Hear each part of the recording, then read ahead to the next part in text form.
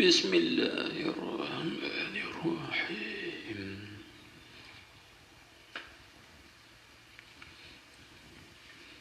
Kata muallif hafizahullah ta'ala, dan kerana tauban itu awal tangga pada mi'raj as-salikin kepada Allah Ta'ala.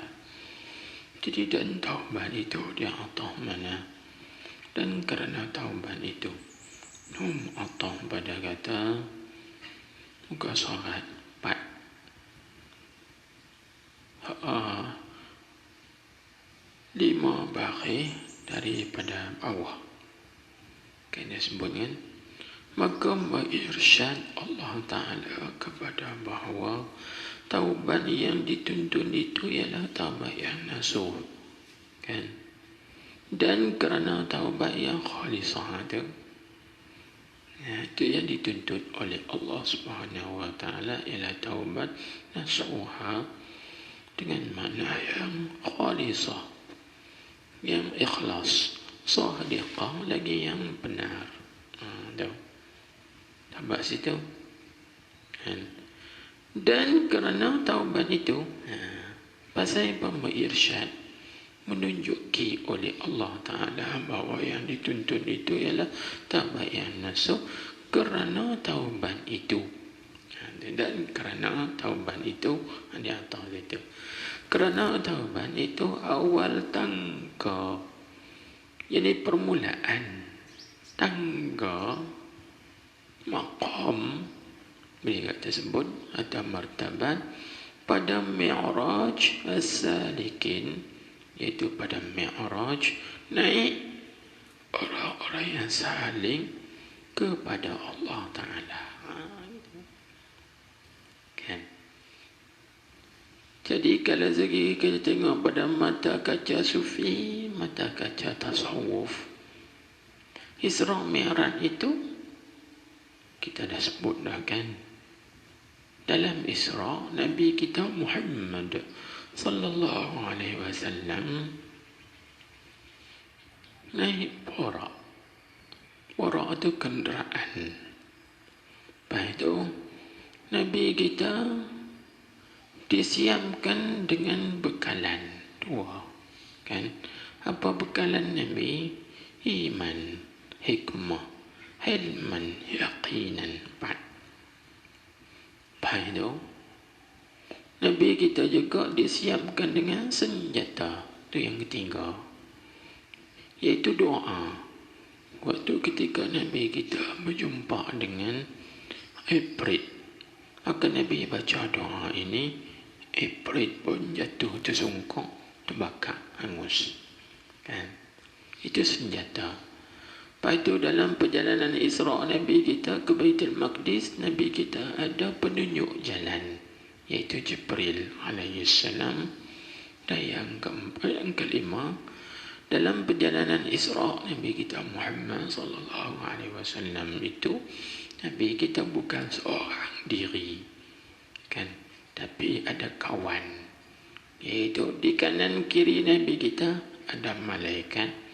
Di depan Nabi kita ada malaikat Jibril, di kanan kiri ada malaikat Israel dan juga malaikat Israfil. Kalau tak silap ingat, ada 2 malaikat. Berarti Nabi kita ada kawan. Jadi di sinilah ulama-ulama sufi dia ambil Isra as-salikin. Orang salik juga nak berjalan menuju kepada Allah Subhanahu Wa Ta'ala, maka dia tak dapat tidak, mesti ada baginya 5 perkara. Salik mesti ada kenderaan, mesti ada bekalan, mesti ada senjata, mesti ada penunjuk jalan, dan juga mesti ada kawan-kawan. Baik, itu bab Isra. Demikianlah juga Nabi kita Muhammad sallallahu alaihi wasallam bila nak dimi'rajkan, apa dia yang mula-mula sekali berlaku pada mi'raj? Yang berlaku pada mi'raj apa? Iaitulah Kan? Tadi kita tengok seperti mana yang berlaku pada Isra' itu mulanya belah dada. Nisbah bagi kita taubat. Yang berlaku pada Mi'raj, awal permulaan Mi'raj apa dia? Iaitu Nabi kita dihidangkan di hadapannya dua bekai. Satu bekai diisi dengan arak, satu bekai lagi diisi dengan susu. Maka Nabi kita diberi pilihan, disuruh pilih. Nak pilih susu ke arak. Lalu Nabi kita pilih susu. Bila Nabi kita pilih susu, Malaikat Jibril alaihi salam pun berkata kepada Nabi, "Ikhtartal fitrata." Engkau telah memilih kesucian. Tu suci. Suci tu, suci kesucian. Maka ditafsirkan oleh ulama, antaranya Imam Nawawi. Imam Nawawi mentafsirkan kata fitrah di situ dengan makna istiqamah. Ada juga ditafsirkan fitrah di situ dengan makna agama Islam. Fitrah dengan makna istiqamah atau fitrah dengan Islam. Jadi kalau kita tengok pada tafsir fitrah, susu tu dengan mana istiqamah. Maknanya Mi'raj, orang saleh dia kena istiqamah dengan apa? Dengan bertaubat. Sebab tu kita tengok mana-mana tariqah pun, tarikan pun dia mesti ada istighfar. Zikirnya mesti ada istighfar. Astaghfirullahalazim. Astaghfirullahalazim. Tengoklah mana-mana azkar tariqah, zikir-zikir tarikat, mana-mana tarikat pun dia mesti ada astaghfirullah, astaghfirullah. Itu paling kurang ada sebut astaghfirullahalazim, astaghfirullahalazim. Yang penting ada istighfar, bertaubat. Jadi seorang yang salih nak berjalan kepada Allah Subhanahu wa taala, tak dapat tidak, dia mesti konsisten, istiqamah dengan taubat. Taubat tu memang sebab apa? Sebab dia tangga. Kalau tak ada tangga, macam mana nak naik atas? Jangan bangunan. Jangan bangunan 10 tingkat. Kita boleh nak naik tingkat kedua, ketiga, keempat. Kalau tak ada tangga, boleh naik? Tak boleh naik. Dia kena ada anak tangga. Naik. Oh, tingkat kedua. Naik lagi. Boleh naik tingkat ketiga. Naik lagi. Keempat, kelima, seterusnya. Itu. Baik. Kalau orang kata sekarang, kalau orang tak pakai tangga, orang panggil lift. Lift tu pun tangga juga. Sebab Mi'raj tu maknanya lift lah. Cuma bahasa sekarang lift dipanggil mas'ad. Mas'ad isim makan. Daripada asalnya mahallus su'ud. Mahallus su'ud atau makanus su'ud. Tempat naik. Maka orang Arab dipanggil mas'ad. Bahasa kita, bahasa orang putih panggil lift. Bahasa kita panggil tangga juga. Jangan tangga. Cuma bezanya anu kena langkah. Ini tak ada langkah, bijak. Tapi maksudnya dia menjadi sebagai wasilah untuk naik satu tingkat ke satu tingkat, satu tingkat, satu tingkat. Macam tu. Maka ingat kan, dipanggil taubat itu awal tangga. Jadi tangga yang pertama pada Mi'raj, as-salikin kepada Allah Ta'ala. Ingatlah. Baik tu kita kalau nak boleh naik sampai kepada Allah, kita kena banyak bertaubat, banyak beristighfar. Dengan istighfar, dengan taubat, baru ada tangga. Bila ada tangga, boleh naik sampai ke atas sana. Baik, tengok lagi. Dan kerana taubat itu, atau semua atas sana lagi. Sebab apa dituntut kepada kita ini taubat yang nasuh? Kerana taubat itu wajib. Ia taubat wajib daripada tiap-tiap dosa. Tu faham tu. Tiap-tiap dosa kita tulis sama ada dosa kecil atau dosa besar. Dosa kecil pun wajib taubat, dosa besar pun wajib bertaubat. Ini ittifaq ulama bahawa dosa besar pun wajib taubat, dosa kecil pun wajib taubat juga. Itu ittifaq ulama.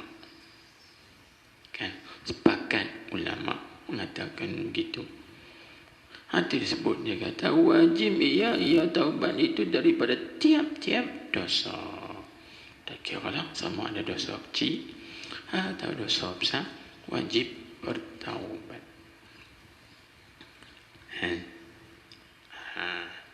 Ingat, jangan lupa, dosa hak kecil dia boleh jadi besar dengan beberapa sebab. Jangan kita kata lah dosa kecil itu tak payah taubat. Taubat besar-besar sudahlah. Ataupun setengah orang faham kita taubat besar, hak kecil itu sendiri. Contoh macam kita tebang pokok besar. Bila tebang pokok besar, dia kata pokok besar tu dia timpa habis pokok kecil-kecil tu, habis dia tumbang habis. Dia buat perumpamaan macam tu. Boleh ke tak? Tak boleh. Itu akal. Benda ni bukan akal, benda ni syarak. Jangan kita pakai akal. Kena dahulukan syarak atau akal. Kalau akal fikir macam tu, hak dosa kecil-kecil ni kita tak payah bertaubat. Pasal apa? Kalau kita taubat daripada dosa yang besar, hak kecil tu masuk sekali. Bandingan seperti mana? Dia kata seperti kita tebang pokok besar. Pokok besar pun tumbang, jatuh timpa pokok kecil-kecil. Jadi pokok kecil-kecil pun tumbang habis semua kali. Macam tu. Tidak sah kita qiyas macam tu. Faham tak? Tak boleh. Kita buat perumpamaan, perbandingan begitu. Sebab benda ni wajib. Kalau kita tengok dalam hadis, Nabi sebut, at-taibu minadz-dzambi kaman la dzamba lahu. Orang yang bertaubat daripada satu dosa seperti orang yang tidak ada dosa baginya.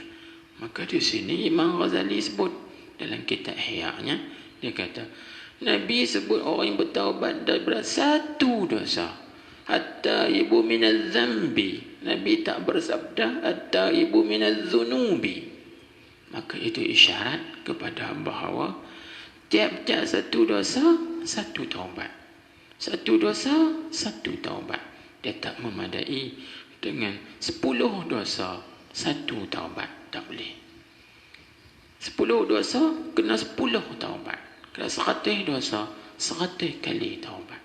Dia tak boleh 100 kali kita buat dosa, kita himpun, kita taubat sekali ya. Tak boleh. Berdasarkan pada hadis ni, at-taibu orang yang bertaubat minadz-dzambi daripada satu dosa. Ada isyaratlah. Nabi kita sebut tiada satu dosa, satu taubatnya. Mana satu taubat untuk satu dosa. Satu taubat untuk satu dosa tidak memadai. Sekali taubat untuk semua dosa. Tak boleh. Contoh kita buat lagu ni. Seperti dulu kita tinggal semayang 20 waktu. Jadi kita pun bertaubat sekali gue 20. Tak boleh. Kena 20 kali taubat. Satu taubat untuk satu semayang. Satu taubat pula untuk satu semayang. Satu taubat pula untuk satu semayang. Ini sebab tu ulama kata dosa kecil dia boleh jadi besar dengan beberapa sebab. Antara sebabnya apabila seorang itu mengekali mengerjakan dosa kecil, dia buat berterusan tanpa dia bertaubat, maka hak kecil tadi akan jadi besar. Contoh macam air hujan, mula setitik, 2 titik, 3 titik, akhirnya jadi banjir. Api macam tu jugalah, sikitnya. Tapi lama-lama bila kita biar, dia semakin membesar, dia bakar habis sebuah rumah. Tengok rumah terbakar, punca daripada apa? Ubat nyamuk. Tengok kita dengar dulu banyak jasa dah ubat nyamuk ni. Pondok terbakar, rumah terbakar, punca ubat nyamuk. Ubat nyamuk tu kecil api dia. Tapi bila kecil tu kita dah biar. Last sekali dia membesar, makan tirai, makan habis rumah terbakar. Itu kesan bahaya. Macam itulah juga dengan dosa. Bila kita dah biar, kita tak bertaubat, tu tangguh, tunda, maka yang kecil tadi akan jadi besar dengan sebab kita israr tu maksud mengekalkan, buat tak pernah duk kikir. Alah, tak salah ni kita boleh fikir dengan kain habuk di kipas tu. Tengok kipas ni ada habuk kan. Kalaulah kita tak cuci jangan tiap-tiap hari atau tiap-tiap minggu, apa akan jadi pada kipas itu? Penuh habuk tu terbaik tu. Terbaik. Macam tu dosa dalam hati kita. Kalau dosa dalam hati kita, maksiat yang kita buat tu kita tak bertaubat, lama-lama dosa tu semakin menebal. Keras. Sampai penuh hati kita. Sebab tu dalam tariqah, dalam perjalanan nak menuju kepada Allah Subhanahu wa taala, setiap tariqah dia mesti ada istighfar. Astaghfirullah. Istighfar ni lah dipanggil penyuci atau pembersih daripada kekotoran tadi. Seperti mana air menyuci dan membersih kekotoran hissi, maka seperti itulah taubat, menyuci dan membersih kekotoran najis maknawi.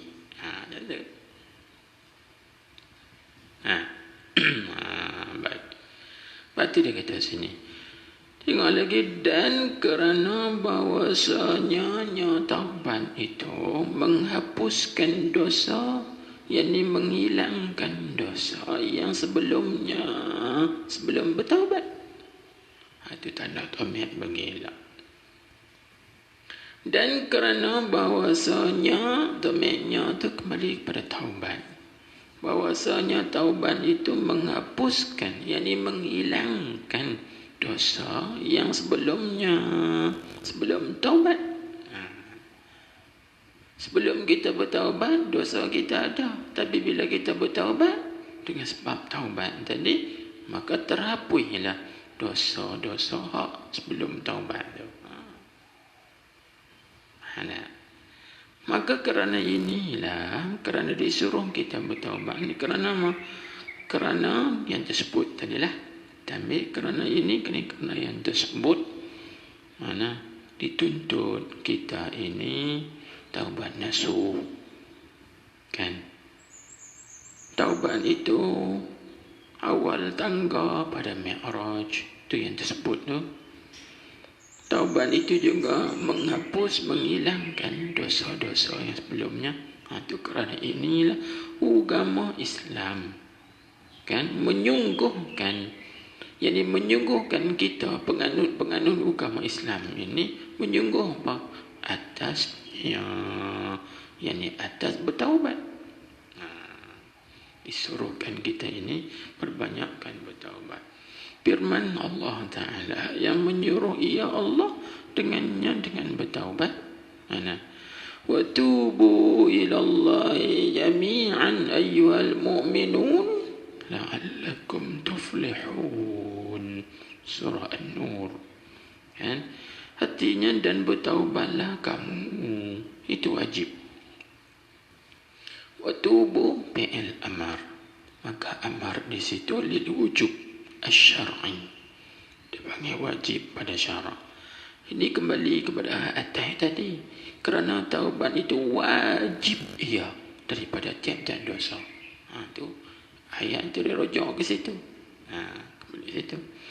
Wa tubu ilallah Bertaubatlah oleh kamu, bertaubatlah kamu kepada Allah, ayyuhal mu'minun, wahai orang-orang yang beriman. Jadi kalau kita tengok ayat ini, dia sebut ayyuhal mu'minun, dia tak sebut ayyuhal mu'minat. Ini orang ngaji dalam balaghah, dalam ilmu ma'ani, bukan ma'ani, Badi', kalau tak silap ingat dalam ilmu Badi' dia panggil taghlib. Taghlib ni maksudnya mempermasukkan sekali perempuan di dalamnya. Bila sebut ayyuhal mu'minun, nampak tuju kepada orang lelaki-lelaki yang beriman, tapi masuk dalam tu perempuan-perempuan yang beriman. Maksudnya, wahai orang yang beriman, yakni sama ada lelaki-lelaki ataupun perempuan, masuk sekali dalam tu. Bertaubatlah kamu, la'allakum tuflihun, supaya kamu berjaya. Apa makna supaya kamu berjaya? Yakni supaya lepas kamu daripada azab siksa. Ya Allah, seorang tu bila dia buat dosa, dia tak bertaubat, dia berjaya tak? Tak berjaya, sebab dia tak lepas daripada azab. Tapi apabila seorang itu dia buat maksiat kepada Allah, kemudian dia bertaubat, maka berjayalah dia, yakni lepas dia daripada azab siksa. Baik. Maka supaya di situ tu orang mengaji nahu dia panggil la'allakum, la'alla kan asal maknanya apa? Orang mengaji nahu la'alla, laita litamanni, la'alla liraja, kan, mudah-mudahan, harap-harap. Jadi asal la'alla maknanya raja, harap-harap, mudah-mudahan. Tapi ingat kaedah, bila la'alla pada kalam Tuhan, yakni pada ayat Quran, maka la'alla dengan makna tahaqquk, dengan makna tahaqquk atau tahqiq, dengan makna pasti, dengan makna mesti. La'allakum tuflihun, pasti kamu akan mendapat kelepasan, berjaya. Orang yang bertaubat confirm orang itu berjaya. Orang yang bertaubat confirm orang itu lepas daripada azab siksa. Sebab la'alla pada kalam Tuhan litahqiq, bukan litaraji. Ingatlah. Jadi kalau kita nak lepas daripada azab Allah, maka perbanyakkanlah beristighfar dan bertaubat. InsyaAllah. Perbanyakkan istighfar dan bertaubat. Habis. Dan sabda Nabi SAW atau pada kata firman Tuhan, firman Allah Ta'ala tu, kullu ibni Adam khatta'un. Ada riwayat kullu bani Adam, dia tak sebut ibni. Ini mengikut riwayat ini. Kalau mengikut riwayat Imam Jalaluddin As-Suyuti dalam kitabnya Al-Jami' As-Saghir, dia sebut kullu bani Adam khatta'un. Nanti ikut riwayatlah. Wa khairul khatta'ina at-tawwabun. Hadis riwayat Imam Ad-Darimi. Artinya setiap mana Adam melakukan kesalahan, kita tulis ke setiap anak Adam tu, yakni yang lain daripada Nabi-Nabi dan Rasulullah. Adapun Nabi-Nabi dan Rasul, mereka maksum, mereka dipelihara oleh Allah Ta'ala. Jadi kita sebut setiap anak Adam, yakni yang lain daripada Nabi-Nabi dan Rasul alaihi wassalatu wassalam, melakukan kesalahan. Apa maksud melakukan kesalahan? Yakni tak dapat tidak jatuh di dalam takdir dosa dan salah. Kita ni memang, kita manusia ada salah silap dia. Kecuali para nabi dan rasul, mereka maksum. Mereka dipelihara oleh Allah Ta'ala dan baik. Kalau gitu, dan sebaik-baik sekalian orang yang melakukan kesalahan itu ialah orang-orang yang bertaubat. Jadi kalau orang tanya kita, siapakah orang yang baik? Jawabnya orang yang banyak bertaubat. Itu orang yang baik.